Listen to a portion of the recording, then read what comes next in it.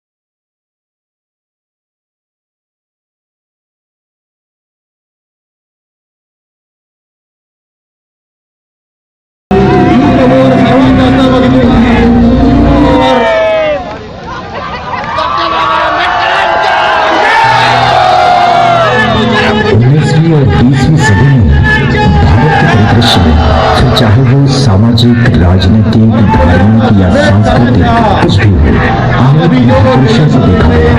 लेकिन भारत के क्षितिज पर चमचमाता सूरज बाबा साहेब डॉक्टर अम्बेडकर बिल्कुल अमिट है।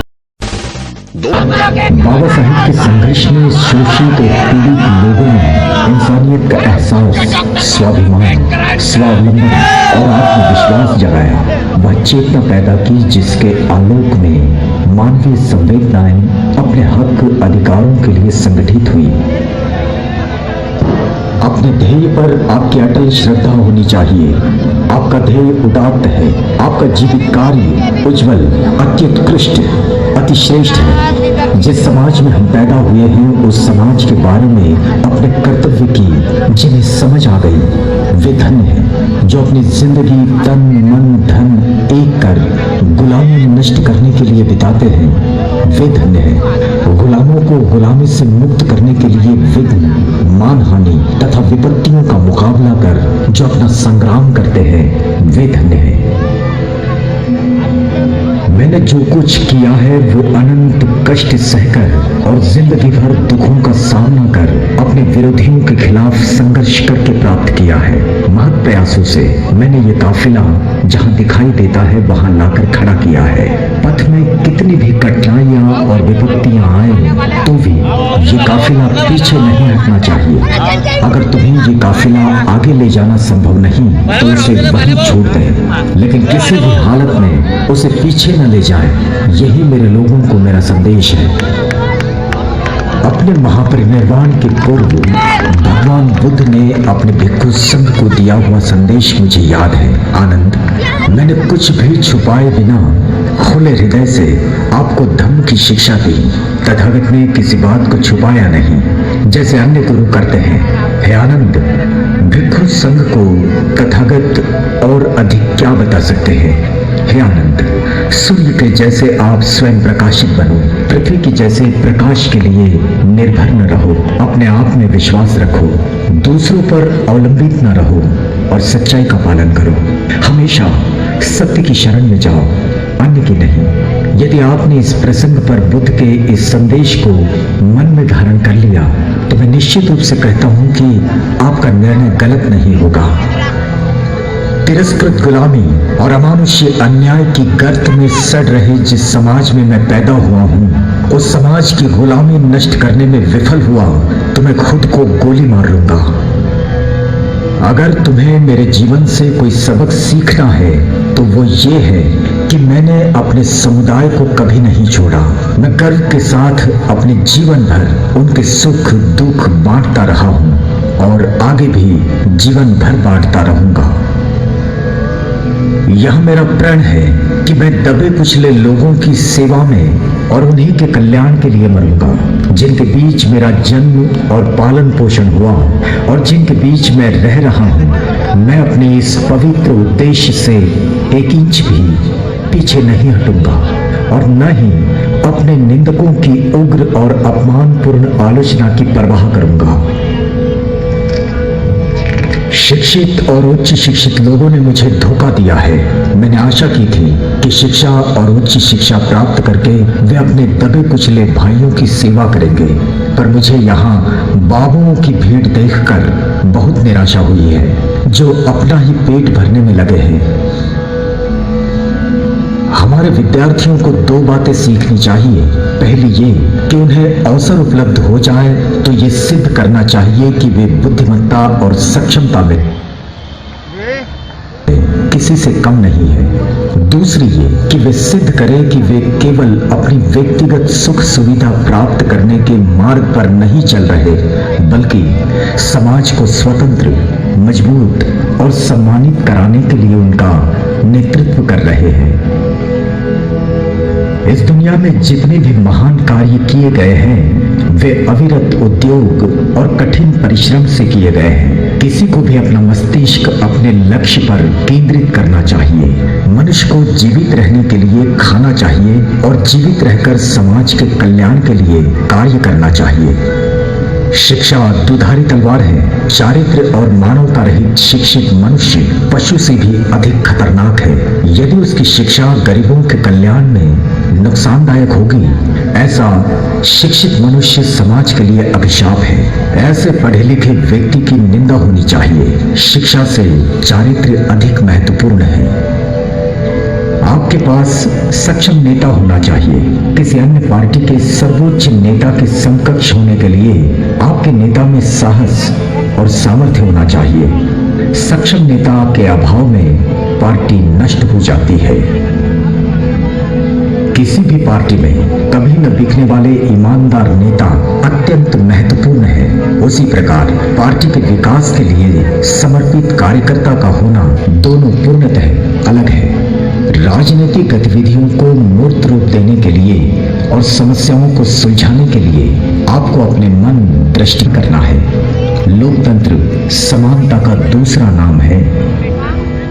भाईचारा मानव के उस गुण का नाम है जिसके अनुसार वह समाज के अन्य व्यक्तियों के साथ प्यार, सम्मान का भाव रखता है और उनके साथ एक रस होने की इच्छा रखता है। आत्मनिर्णय का सिद्धांत समान आदर्श और समान प्रयोजन वाले लोगों की इच्छा व्यक्त करता है जिस पर बाह्य दबाव ना हो। इसकी राजनीतिक हैसियत चाहे स्वतंत्र हो या परस्पर निर्भर, क्योंकि यह एक साथ प्रज्ञा, करुणा, प्रेम, समानता की शिक्षा देता है। इस धरती पर अच्छे व सुखी जीवन के लिए मनुष्य को और क्या चाहिए? मेरा सामाजिक दर्शन स्वतंत्रता, समता, भाईचारा इन 3 शब्दों में निहित है और मेरे दर्शन की जड़ें राजनीतिक दर्शन में नहीं, धर्म में है। मैंने इसे अपने गुरु भगवान बुद्ध की शिक्षा से लिया है।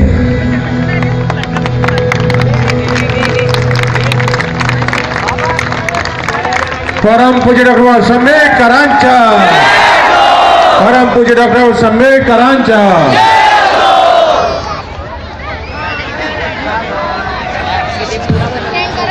Yeah.